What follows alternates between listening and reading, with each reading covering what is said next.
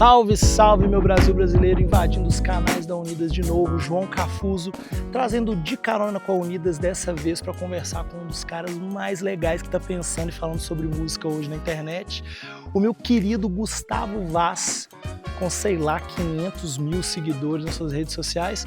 Ele é um professor de música, um compositor, um instrumentista fantástico, que está ajudando gerações a pensar e repensar a música do presente, do passado, do futuro. Uma figura fascinante, com um coração maravilhoso, um grande amigo. Vamos lá conversar com esse cara, que o papo vai ser bom.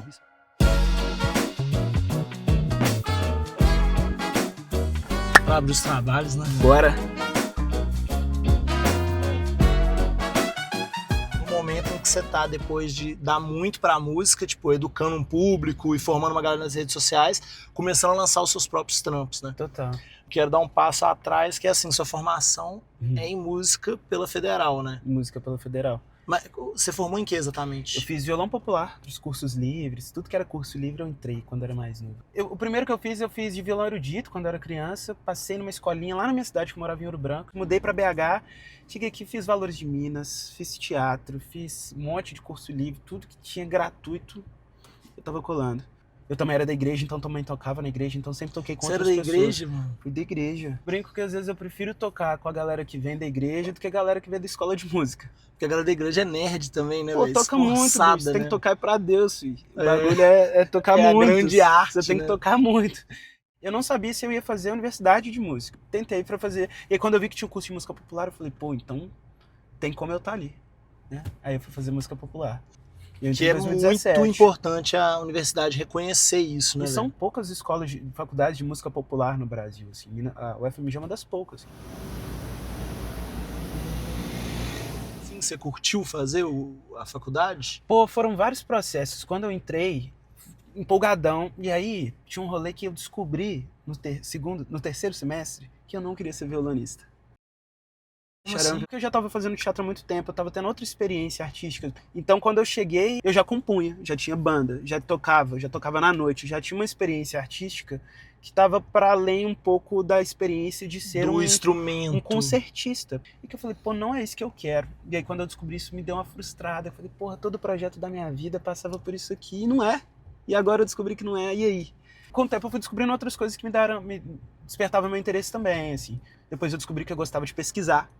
Então, fui escrever... Então, tem tudo a ver com o que você faz hoje, né? Eu acho que a faculdade te ajudou também a você se posicionar no mercado. Quando, tipo, você foi trabalhar no Cifra Club, Sim. né? Eu comecei como estágio. Massa demais. Você começou como estagiário? Aí, por causa da faculdade. Por causa da faculdade. Mas me conta, como é que foi o Cifra Club, assim? Como é que rolou essa oportunidade? E falando de dentro de você que viveu o Cifra, o que é o Cifra, né? Pra quem não conhece, assim, porque é uma empresa muito incrível. A galera conhece geralmente por você jogar, quero aprender a tocar violão, quero aprender a tocar a música tal da Marília Mendonça. E aí, geralmente, desde quando eu era menino, você caía no Cifra Club. Você caía no Cifra Club. Começou como um site geralmente só de subcifra, a galera pegava os caderninhos de cifra, né, de banca, assim, e jogava num blog, e esse blog foi crescendo, foi se transformando em outras coisas, e inclusive num canal de YouTube, que é esse canal onde tem um professor lá te ensinando a tocar música. E um deles era você.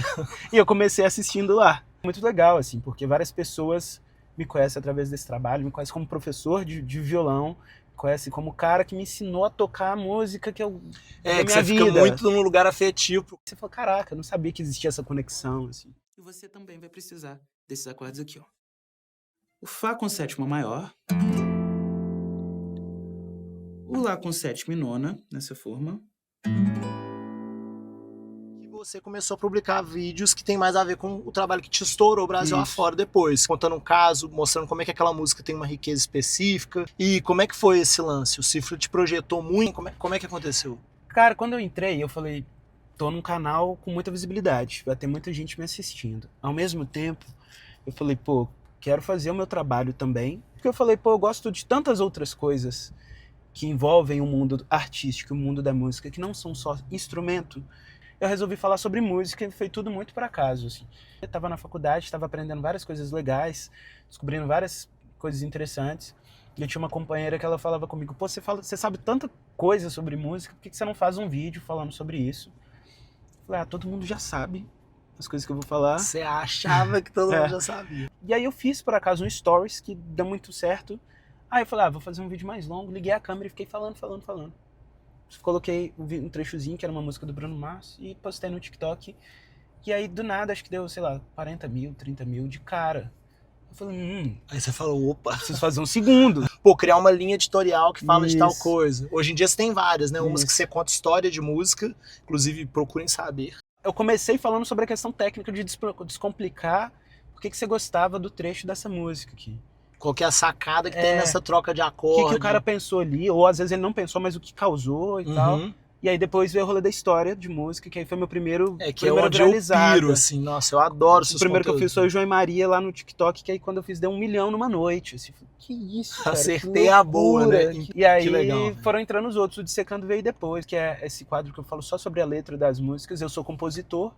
Então eu queria ter a noção da perspectiva, o que o cara quis dizer, e a música brasileira que usa de tanta metáfora, tanta figura de linguagem. Né? Como compositor, você tá analisando, tipo assim, velho, como que o cara consegue falar isso dessa forma? Exato. Por isso que eu curto tanto, e acho que tanta gente tem também com seus conteúdos, porque, velho, tem algumas coisas muito primorosas. E aí a ponto dos artistas me chamarem pra analisar a letra deles, assim. A equipe do Gil me chamou e pediu pra fazer uma análise do Tempo Rei. O Zé Ramalho pediu pra fazer análise do Chão de Giz. Tem rolado esse movimento dos próprios artistas. E às vezes nem é o que o compositor pensou. Mas às vezes ele fala, pô, também dá pra enxergar dessa forma, né? Sim. Que maneiro.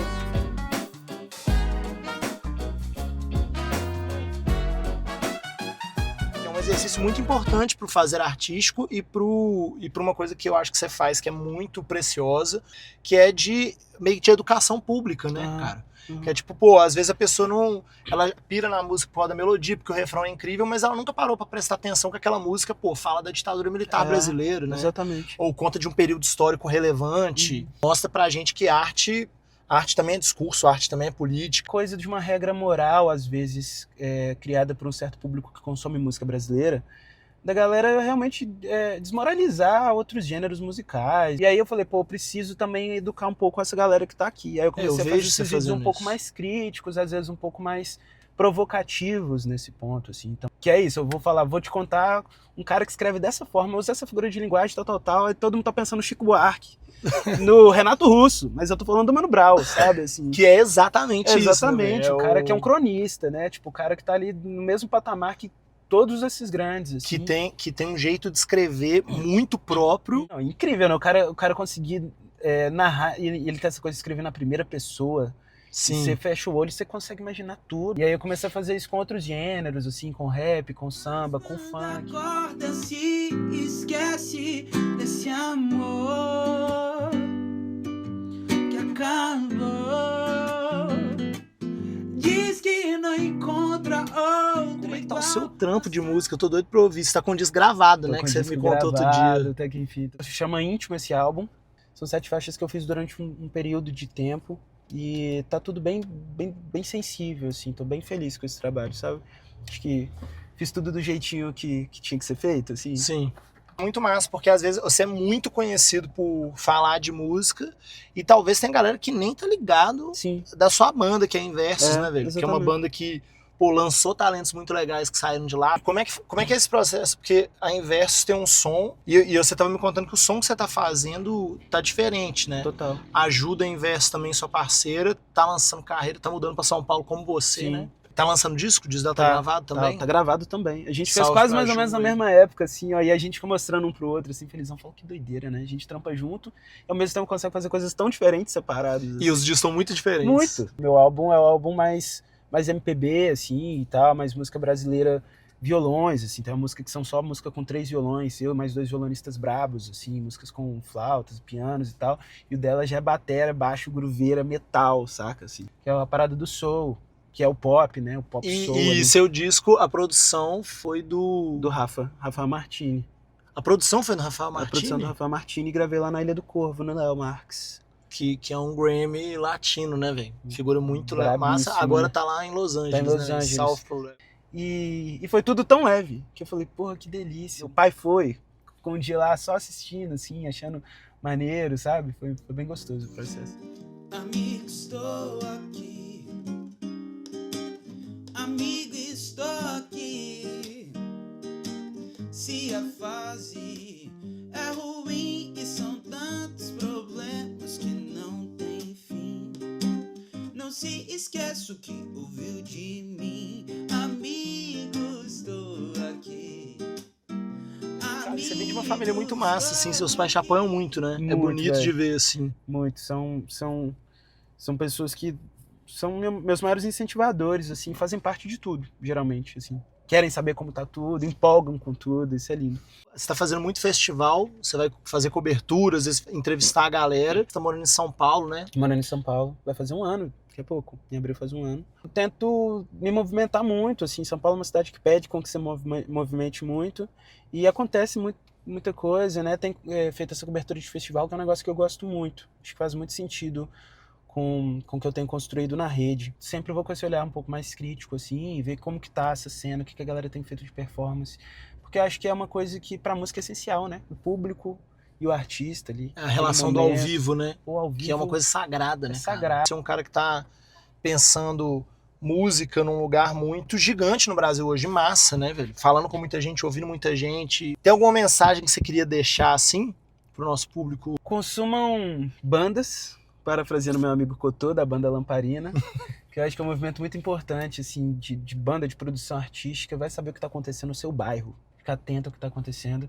e consuma e valorize seus amigos artistas, a galera que está nessa produção, ocupe a rua. A gente acabou de passar pelo carnaval agora, que é um movimento essencial para a manutenção disso tudo. As bandas estão em extinção, né, Não. velho? É um movimento triste. Pô, Né? curtem bandas, então, velho. Obrigado, viu, meu mano? Obrigado você, mano. Satisfação. Que papo inspirador, hein, meu povo? Mais um episódio do De Carona com a Unidas. Sigam aqui o canal e ativem o sininho para ficar sabendo dos próximos. Sigam o Gustavo Vaz, essa figura maravilhosa, influenciador de primeiro cacife. É esse tipo de influenciador que a gente precisa no Brasil. Um beijo do seu João Cafuso aqui e até breve, viu? Até a próxima. Valeu!